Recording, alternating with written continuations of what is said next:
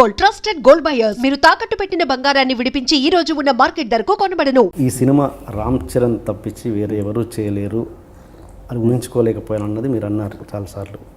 Course ఇది ప్రతి director చెప్పే మాటే, ప్రతి కథకి ఆడియన్స్కి ఇది రెగ్యులర్ అయిపోయింది. బట్ నేను అంటాను ఇట్స్ ఆర్గ్యుమెంట్. అంటే మీ వాక్యాన్ని ముందే కనిపిస్తున్నారు అంటే నేను చెప్పింది అలా కాదు. నేనేం చెప్పానంటే ఒక సినిమా అయిపోయిన తర్వాత ఒక డైరెక్టర్కి వేరే ఆర్టిస్ట్ ఎవరు మైండ్లోకి రావట్లేదు అంటే అంతకంటే గొప్ప సక్సెస్ కాదు అని. అరే మిగతా వాళ్ళైతే ఇలా చేస్తుండేవారనో వేరే వాళ్ళైతే ఇలా చేస్తుండేవారనో అని మైండ్లోకి రాలేదు. కంటిన్యూస్ ఇంకా తనే నా బ్రెయిన్లో తిరుగుతూ తనే ఆక్యుపై చేసేసి దీని తప్ప ఇంకెవరు కాదు అనిపించేలా సినిమా ఎండ్ అయ్యేసరికి నాకు ఆ పరిస్థితి వచ్చింది అంటే నేను నా కాంట్ ఇమాజిన్ ఇంకెవరిని ఊహించుకోలేకపోతున్నాను అని అంటే కనుక ఇంకా అంతకన్నా ఆర్టిస్ట్ సక్సెస్ లేదు. ఆ విధంగా చరణ్ నన్ను మొత్తం ఆక్యుపై చేసేసారు అని చెప్పాను. Okay okay okay okay suppose ఇది కాంట్రవర్సీ అని కాదు. సపోజ్ ఈ సినిమాలో జూనియర్ ఎన్టీఆర్ అయితే ఎలా ఉండేది? ఇప్పుడు చూడండి ఎలా అంటే ఇప్పుడు ఒక పరుగు పందెం పెట్టామనుకోండి, 100 మీటర్స్ పరుగు పందెం, ఇద్దరు వ్యక్తి పరిగెడతారు అనుకోండి, ఎవరు గెలిచారని చెప్పొచ్చు. ఓకే సో నేను ప్యారల్గా ఇదే జూనియర్ ఎన్టీఆర్ గారితో చరణ్ గారితో తీస్తున్నాను అనుకోండి, అప్పుడు మీరు ఎవరని చెప్తే చెప్పొచ్చు. It's completely independent. సో ఒకళ్ళు చేసిన దాన్ని ఇంకోళ్ళు ఎలా చేస్తారని ఊహించుకోవడం కరెక్ట్ కాదు యాక్చువల్గా. ఓకే ఓకే మహేష్ ఎవరు, Tarak, even because their artist there become stars అంతేగాని సో బట్ ఏంటంటే ఎప్పుడు మనం కంపేర్ చేయలేం. ఎందుకు కంపేర్ చేయలేము అంటే ఇద్దరికి ఒకే పందెం పెడితే ఓకే, కానీ మనం సెపరేట్ తీస్తున్నాం. ఒకళ్ళు ఇంకో సినిమా తీస్తున్నాం, ఇంకో సినిమా తీస్తున్నాం. సో అది ఎప్పుడు కరెక్ట్ కాదు కంపేర్ చేయడం. Okay okay right. And Samantha విషయానికి వస్తే ఒక పెళ్ళైన స్టార్ సక్సెస్ కొడుతుందని మనకు ఒక రికార్డ్ చెప్తుంది. ఏ స్టార్ ఏ హీరోయిన్ కూడా పెళ్ళయ్యాక ఇప్పటివరకు నాకు తెలిసినంత సక్సెస్ కాలేదు, చాలా రేర్ ఒకవేళ ఉన్నా. అలాంటిది ఆవిడని తీసుకునడంలో మీ గట్స్ ఏంటి? ముందు నాకు దాని గట్స్ ఏం లేవండి. నాకు పెద్ద ఇష్టమై తీసుకున్నా కూడా కాదు సమంతని. సరే అంటే ఒక మంచి ఆర్టిస్ట్ కావాలి, తెలుగు వచ్చిన ఆర్టిస్ట్ కావాలి. అట్ ద సేమ్ టైం అంటే తనైతే పల్లెటూరు కొత్తగా ఉంటుంది అని ఏదో సంథింగ్ అని ఫ్రాంక్గా చెప్పాలంటే బిగినింగ్ సమంత రిజెక్ట్ చేశాను నేను. వద్దనుకున్నాను. ఓకే వద్దనుకున్నాను. ఎవరు అనుకున్నారు ఫస్ట్? ఎవరిని కాదు, వేరే చూద్దాం, ఎవరో కొత్త అమ్మాయికి వెళ్దాం అనుకున్నా. ఓకే ఓకే వద్దనుకోవడం మీన్స్ ఎవరో చెప్తేనే కదా వద్దనేది. ఎవరు అలా అని కాదు, నేను ఓకే ఇద్దరు స్టార్ని సెట్లో మెయింటైన్ చేయలేమో అనుకున్నా. ఓకే ఒకరి చరణ్ సమంత, నేను ఎప్పుడు ఆ సెట్లో డైలాగ్ రాసే బాబుతో నేను రాస్తూ ఇద్దరిని వెయిటింగ్లో ఉంచి, ఓకే అంటే ఇద్దరికి వెళ్ళి మళ్ళీ సారీ చెప్పుకుని లేదు కొంచెం లేట్ అయిందని ఇద్దరికి చెప్పుకునేమో ఒక్క స్టార్ చాలు. Of course Charan is very sweet, is down to earth, నన్ను ఎప్పుడు ఇట్లా ఎవరు ఇద్దరు కూడా సమంత కానీ వచ్చే తెలిసింది వాళ్ళంతా మామూలు జూనియర్ ఆర్టిస్టుల కన్నా ఎంత ఈజీగా డీల్ చేయొచ్చు వాళ్ళని, వాళ్ళంతా స్వీట్ అనే విషయం నాకు ఎప్పుడు వాళ్ళతో వర్క్ చేసినప్పుడు తెలుస్తుంది కదా, ముందు తెలియదు కదా. అందుకు టెన్షన్ పడ్డాను, అప్పుడు ఇద్దరు స్టార్స్ వద్దు, నాకు ఒక్క స్టార్ చాలని. అలా అనుకున్నందుకు గాను సమంత ప్రతిసారి తను ఇచ్చిన పర్ఫార్మెన్స్ ఇచ్చినప్పుడు నాకు ఫటాఫట కొట్టినట్టు అయింది. అంటే తను వచ్చి ఒక మంచి ఎక్స్ప్రెషన్ ఇవ్వగానే అబ్బా చెల్లెని కొట్టినట్టు అయింది అనమాట. అంటే తను చేసే ప్రతి పర్ఫార్మెన్స్ ప్రతి ఎక్స్ప్రెషన్ నన్ను కొట్టినట్టే అయింది. అంటే అంత బాగా చేసింది, అంత ఇంప్రెస్ అయిపోయాను. అందుకని ఆడియో ఫంక్షన్ చెప్పాను తనతో సినిమాలు తీస్తూనే ఉండాలని. ఆ లైఫ్ లాంగ్ తను 30 years వస్తే 30 years ఉన్న అమ్మాయిలాగా, 40 years వస్తే 40 years ఉన్న అమ్మాయి తీస్తూనే ఉండాలనిపించింది చెప్పాను. అంటే అంత ఇంప్రెస్ అయిపోయాను. ఇద్దరు ది బెస్ట్ అండి, Ram Charan the best so far.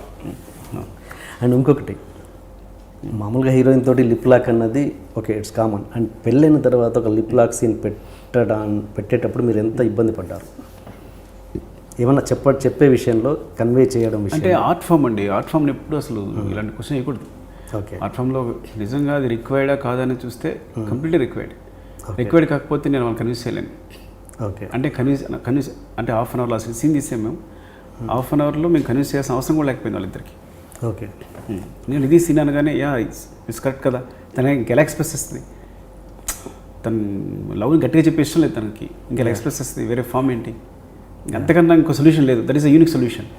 అలా యూనిక్ సొల్యూషన్కి ఇది ఆర్ట్ ఫామ్ అన్నప్పుడు దాన్ని ఆర్టిస్టిక్గానే చూడాలి కానీ, అంటే ఆర్ట్ ఫామ్లోనే చూడాలి కానీ, అది కళాత్మకంగా చూడాలి కానీ ఇంక దాని మీద క్వశ్చన్స్ ఉండకూడదు నా ఉద్దేశం. ఓకే ఓకే వాళ్ళు ఎందుకు చేశారు, ఎందుకు చేయలేదు, ఇవన్నీ కరెక్ట్ కాదు. Okay come to Telugu audience అంతే, నేను దాని గురించి మాట్లాడుతున్నాను. వాళ్ళు కూడా దానికి కళాత్మకంగా చూడాలి, అంతే ఒక కళగా చూడాలి దాన్ని. ఓకే అండ్ ఇంకోటి ఒక సందర్భంలో మహేష్ అని అంటే ఒక అమ్మాయి ఒక సిచ్యువేషన్ వచ్చినప్పుడు ఒక అబ్బాయి చేపట్టుకోవడం ఎంత కరెక్ట్, ముద్దు పెట్టుకోవడం కూడా అంతే కరెక్ట్. రెండింటికి పెద్ద డిఫరెన్స్ ఉండదు ఆటలో. ఇప్పుడు ఇదివరకు పర ఆడదాన్ని చేపట్టుకున్నాడు అదే అంటే ఇదంతా ఒక 30-40 years బ్యాక్ ఎంత తప్పు ఉండేది ఇది. సో ప్లాట్ఫామ్స్ మారుతుంటాయి, జనాలు ఎడ్యుకేట్ అవుతూ ఉంటారు. యా సో నా దృష్టిలో ఒకవేళ ఒక అమ్మాయి అబ్బాయి ముద్దు పెట్టుకోవడం సినిమాలో తప్పైతే ఒక అమ్మాయి ఒక చేపట్టుకోవడం కూడా తప్పే. అదే ఐమ్ టాకింగ్ అబౌట్ మ్యారేజ్ అయిన అమ్మాయి గురించి ఇది ఆర్ట్ ఫామ్ అన్నప్పుడు మ్యారేజ్ కాదా ఇంకా బౌండరీస్ లేవు, కలకనేది బౌండరీస్ ఉండవు ఇప్పుడు. ఆన్సర్ చెప్పేశారు. ఓకే. అండ్ అఫ్కోర్స్ నేను నా డౌట్ 80sలో ఇలా పబ్లిక్గా లిప్ లాక్ పెట్టుకునే సందర్భాలు ఉన్నాయంటారా? అది మీరు 80లోకి వెళ్తే తెలుస్తుంది. ఊళ్ళో పల్లెటూరులో ఎంత రొమాన్స్ జరుగుద్ది అనేది. పొద్దున్న ఊరంతా గుప్పమంటూ ఉంటుంది. అంతేనా? పొద్దున్న లేసరికి గుప్పమంటూ ఉంటుంది. అంటే అది రొమాన్స్ అనేది అది సెపరేట్గా వాళ్ళు ఏం వల్గర్గాను బ్యాడ్గాను చూడరు పల్లెటూరులో. ఓకే. అది భాగం, జీవితంలో భాగం. యా అంతేగాని మనలాగా పరదలు కట్టుకుని బతకరు. 80s అయితే అసలు బతికేవారు కాదు.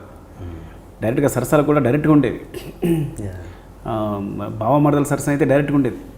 మళ్ళీ ఏడిపించడం కానీ, వినాయక చవితి లాంటి పరిస్థితి వచ్చినప్పుడు ఒకరొకరు తరుముకోవడం కానీ, కొట్టుకోవడం కానీ ఎంత అందంగా ఉండేదో ఆ సరసాలన్నీ. ఓకే.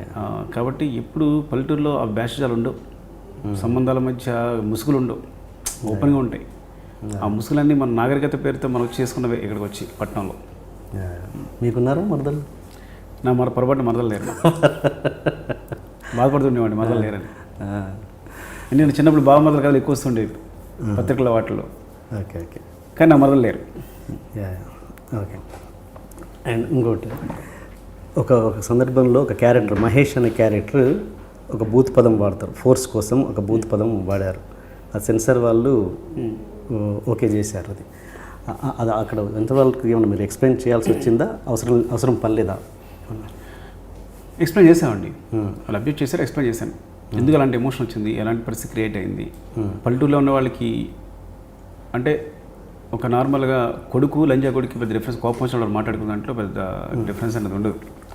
సో వాళ్ళకి ఎక్స్ప్లెయిన్ చేస్తానంటే ఆ ఎమోషన్ ఎక్స్ప్రెస్ చేయడానికి అంతగానే ఇంకా తనకి పదం లేదు. ఆ పల్లెటూరు అబ్బాయి. సో తన ఎమోషన్ అలాగే ఎక్స్ప్రెస్ చేస్తాడు. డెఫినెట్గా సీన్ ఎన్హాన్స్ చేస్తాడు, ఎక్స్ప్రెస్ చేస్తాడు. అలా ఎక్స్ప్రెస్ అయిపోతే నెక్స్ట్ ఉండే ఎమోషన్ కూడా పండదు. అన్నట్టు వాళ్ళు కన్విన్స్ అయ్యారు. సో సరైన రీజన్ ఉంటే సెన్సార్ కూడా అది అగ్రి. అంటే ఓకే, ఈ ప్రశ్న మీకు సంబంధం లేకపోయినా ఒక ఇండస్ట్రీ ఒక పెద్ద డైరెక్టర్గా మిమ్మల్ని అడుగుతున్నాను. ఇదే సిచ్యువేషన్ అర్జున్ రెడ్డికి వచ్చినప్పుడు మాధవ్ చౌతన్న దానికి అబ్జెక్ట్ చేశారు. ఏమయ్యి ఉంటుంది ఇక్కడికి? ఒక మీ సీనియర్ డైరెక్టర్గా అడుగుతున్నాను, సంబంధం లేదు. అంటే అలా కాదు, అంటే ఇండివిజువల్ ఒపీనియన్ బట్టి ఉంటుంది. అప్పుడు సెన్సార్ ఉండే సభ్యులను బట్టి ఉంటుంది. ఓకే. అప్పుడుండే సభ్యులు వేరు ఉంటారు, ఇప్పుడు వేరే సభ్యులు వేరు ఉంటారు. అంతేగాని సెన్సార్ బోర్డు అనేది ఏదో ఒక వ్యక్తి కాదు. సో ఇప్పుడు కూడా మారుతూ ఉంటారు. నా సినిమా చూసిన వ్యక్తులు వేరే ఉంటారు, ఆ సినిమా చూసిన వ్యక్తులు ఉంటారు. ఓకే. సో కొన్నిసార్లు ఇండివిజువల్ ఒపీనియన్ డిపెండ్ ఉంటుంది, కొన్నిసార్లు వారు కన్విన్స్ అవ్వడం బట్టి ఉంటుంది. అక్కడ కన్విన్స్ అవ్వలేదేమో, ఇక్కడ కన్విన్స్ అయ్యారేమో. అంతేగాని అదేదో నేను ఏదో గొప్పగా చేసేసాను, వాళ్ళు అర్జెంట్లో వాళ్ళు తప్పు చేశారు, మేము గొప్ప చేస్తాం అనేది కాదు. యాక్చువల్గా ఒక్కొక్కసారి మేము అంటే ఈ సిచ్యువేషన్ వాళ్ళకి బాగా కరెక్ట్ అనిపించింది, మ్యాప్ట్ అనిపించిందేమో. ఓకే. అనిపించినప్పుడు ఇండివిజువల్గా వాళ్ళ ఒపీనియన్ ఇది కరెక్ట్ అనిపించింది, మేబీ అదే ఉండొచ్చు, అంతే. ఓకే. ఓకే. అండ్ ఇంకోటి, ఈ సినిమా మీద అనంతపురం అండ్ కాళీచరణ్ సినిమాల ప్రభావం ఎంత ఉంది? ఏమో అది ఇది రాంగ్ క్వశ్చన్ అనుకున్నాను. ఎందుకంటే దేనికి అదే ఇండిపెండెంట్ ఫిల్మ్. కాళీచరణ్ చూసారా మీరు? కాళీచరణ్ చూడాలి. ఓకే. కాళీచరణ్ ఎవరు? కాళీచరణ్ మన తెలుగులో కాళీచరణ్ అని ప్రవీణ్ శ్రీ చేశారు. ఓకే. ఓకే. ఓకే. అంటే రాగా రస్టీగా సినిమా తీయాలనుకున్నాను తప్ప. ఎందుకంటే దాని క్యారెక్టరేషన్స్ ఒక 4 డెఫినెట్గా ఈజ్ పయోనీర్. అంతఃపురం అనే సినిమా కృష్ణవంశీ గారు చూశాను. అనంతపురం